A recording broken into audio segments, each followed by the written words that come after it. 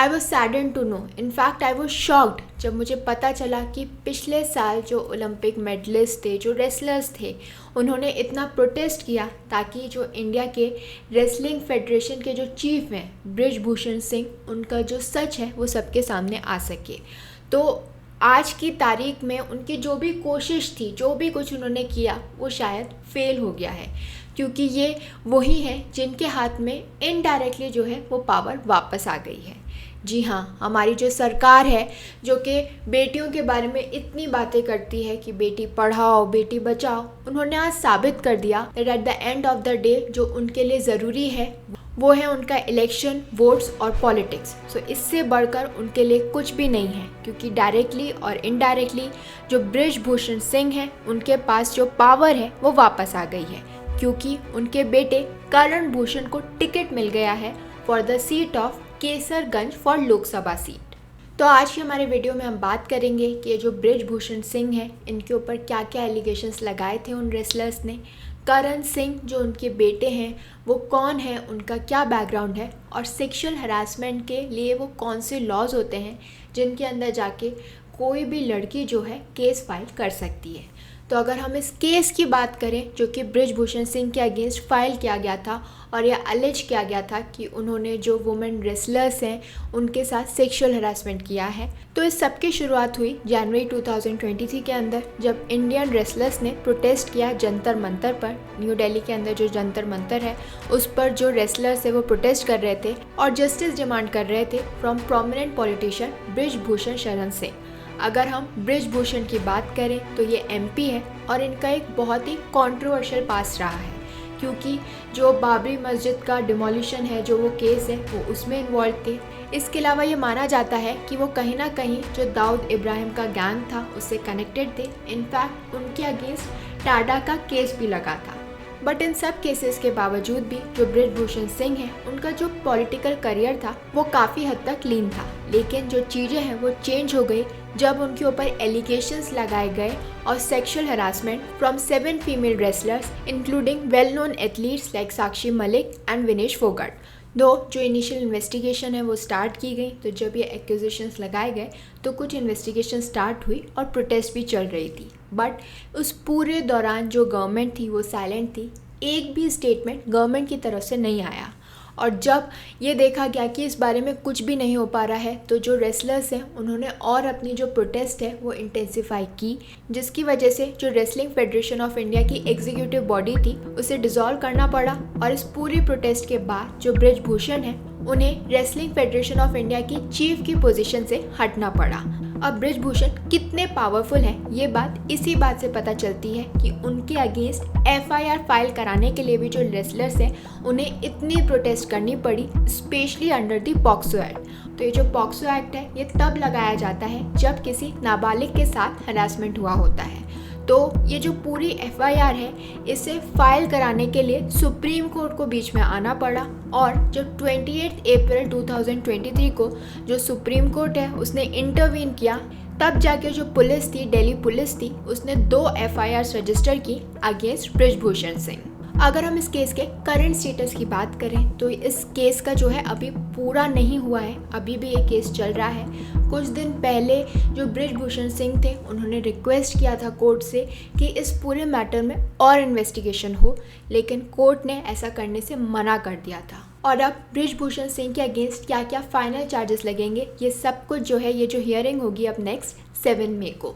तो ये केस अभी भी चल रहा है, फाइनल जजमेंट नहीं आया है। बट प्रोटेस्ट होने की वजह से जो बृजभूषण सिंह हैं उन्हें WFI की जो चीफ की पोजीशन थी, प्रेसिडेंट की पोजीशन थी, वहाँ से हटना पड़ा और उनके अगेंस्ट एफआईआर फाइल हुई। लेकिन पिछले कुछ दिनों में कुछ ऐसा हुआ है जिसने सबको शॉक कर दिया, क्योंकि बीजेपी ने एक पॉइंट पे कहा था कि बृजभूषण सिंह को कोई भी पावर नहीं दी जाएगी। दो डायरेक्टली उनसे पावर ले ली गई है, लेकिन इनडायरेक्टली उन्हें दे दी गई है। अब वो कैसे? वो इसीलिए क्योंकि उनके बेटे को जो है केसरगंज की सीट से टिकट मिल गया है। अगर हम करण भूषण की बात करें कि उनका बैकग्राउंड क्या है और उन्होंने ऐसा क्या किया है जिसकी वजह से उन्हें इस सीट का टिकट मिल गया है, तो जो करण भूषण है वो बृजभूषण के छोटे बेटे हैं और डबल ट्रैप शूटिंग के नेशनल लेवल प्लेयर हैं। उन्होंने अपना ग्रेजुएशन बिजनेस एडमिनिस्ट्रेशन में किया है और उसके बाद लॉ भी उन्होंने पढ़ा है, तो वो लॉयर भी हैं और बीबीए उन्होंने किया है। करेंटली वो प्रेसिडेंट है of the Uttar Pradesh wrestling association और रिसेंटली उन्हें जो केसरगंज की सीट है उससे टिकट भी मिल गया है। सो वी कैन सी कि ऐसा कोई उनको जो है एक्सपीरियंस तो है नहीं पॉलिटिक्स का, इतना भी एक्सपीरियंस नहीं है और जो इनकी एज है उस हिसाब से उन्होंने ऐसा कोई काम भी नहीं किया है। लेकिन शायद क्योंकि वो बृजभूषण सिंह के बेटे हैं उन्हें ये टिकट मिल गया है और अब ये माना जा रहा है कि डायरेक्टली ना सही तो इनडायरेक्टली जो पावर्स हैं वापस से बृजभूषण सिंह के पास चली गई हैं। भले ही पार्टी कुछ भी क्लेम करे, भले ही उन्हें WFI की जो प्रेसिडेंट की पोस्ट है उससे हटा दिया गया है, बट आज भी जो बृजभूषण है उनकी भौकाल बनी हुई है, वो आज भी जो है उनके पास बहुत सारी पावर्स हैं। अब कुछ लोग कहेंगे कि उनके अगेंस्ट जो भी एलिगेशंस लगाए गए थे अभी कुछ भी प्रूफ नहीं हुआ है क्योंकि केस अभी भी चल रहा है, बट फिर भी एक ऐसा इंसान जिसके अगेंस्ट क्रिमिनल चार्जेस हैं, स्पेशली सेक्सुअल हरासमेंट का केस, क्योंकि ऐसा नहीं है ये पहला केस है, उनके अगेंस्ट और भी बहुत सारे क्रिमिनल चार्जेस हैं। तो एक ऐसे इंसान के अगेंस्ट जिसके अगेंस्ट जो गोल्ड मेडलिस्ट हैं, जो रेसलर्स हैं, वो आवाज़ उठा रहे हैं कि कैसे उनके साथ जो है व्यवहार किया गया है, उनका हरासमेंट किया गया है, तब भी उस इंसान की जो पावर है उसमें कोई कमी नहीं आ रही है। अब अगर हम सेक्सुअल हरासमेंट की बात करें, उससे रिलेटेड लॉस की बात करें, तो इंडिया के अंदर इस तरीके के जो ऑफेंस हैं उससे कौन कौन से लॉज डील करते हैं। सबसे पहले तो है हमारे पास sexual harassment of women at workplace prevention prohibition and redressal act 2013। तो इन शॉर्ट हम पॉपुलरली ये जो लॉ है इसे क्या कहते हैं, पॉश एक्ट कहते हैं। अगर हम इस लॉ की बात करें तो ये जो एक्ट है ये किसी भी वुमेन को प्रोटेक्ट करता है, किसी भी महिला को प्रोटेक्ट करता है regardless of her employment status. यानी अगर वर्क प्लेस पर उसके साथ इस तरीके का हरासमेंट हो रहा है तो इस बात से फ़र्क नहीं पड़ता कि वो एम्प्लॉय है, इंटर्न है, ट्रेनी है या फिर कोई विजिटर है जो उस वर्क प्लेस पे जाती है, इस बात से फ़र्क नहीं पड़ता। उस जगह पर उसके एम्प्लॉयमेंट स्टेटस से फ़र्क नहीं पड़ता। अगर उस जगह पर उसके साथ इस तरीके का जो है व्यवहार हुआ है, इस तरीके की कोई एक्टिविटी हुई है, तो वो इस एक्ट के अंदर आएगी, वो इस एक्ट के अंदर जाके जो है केस लगा सकती है। अब अगर हम इस एक्ट को डिफ़ाइन करें कि क्या है सेक्सुअल हरासमेंट, तो इसे इस एक्ट के अंदर डिफ़ाइन किया गया है कि कोई भी ऐसा unwelcome physical contact, sexual advances या फिर डिमांड और रिक्वेस्ट फॉर सेक्सुअल फेवर्स या फिर एक हॉस्टाइल वर्क एनवायरनमेंट क्रिएट करना, तो ये सब कुछ जो है हरासमेंट की डेफिनेशन में आएगा। और इसके अंदर जो एम्प्लॉयर होता है उसकी बहुत ही ज़्यादा रिस्पॉन्सिबिलिटी होती है। तो ये जो एक्ट है ये कहता है कि ये एम्प्लॉयर की रिस्पॉन्सिबिलिटी है कि वो प्रिवेंट करे इस तरीके के इंस्टेंसेस और एक सेफ वर्किंग एनवायरनमेंट जो है प्रोवाइड करे वुमेन को। तो इसके लिए वो क्या कर सकता है, सबसे पहले तो उसे सेटअप करनी होगी एक इंटरनल कंप्लेंट्स कमेटी, ताकि अगर इस तरीके की कोई भी कंप्लेंट आती है तो यही वो कमेटी है जो कि अप्रोप्रिएट एक्शन लेगी। अगर मैं रेमेडीज़ की बात करूँ पॉश एक्ट के अंदर, तो ये डिपेंड करती है कि ऑफेंस कैसा है, कितना सिवियरिटी है। और अगर हम रेमेडीज़ की बात करें तो इसके अंदर या तो कॉम्पनसेशन प्रोवाइड किया जाता है या फिर डिसिप्लिनरी एक्शन लिया जाता है अगेंस्ट द प्रोपरेटर। तो इसलिए केस टू केस वेरी करता है, ऐसा कोई फिक्स रेमेडी अवेलेबल नहीं है। दूसरा लॉ जो कि सेक्सुअल हरासमेंट के केसेस से डील करता है वो है under the Indian penal code.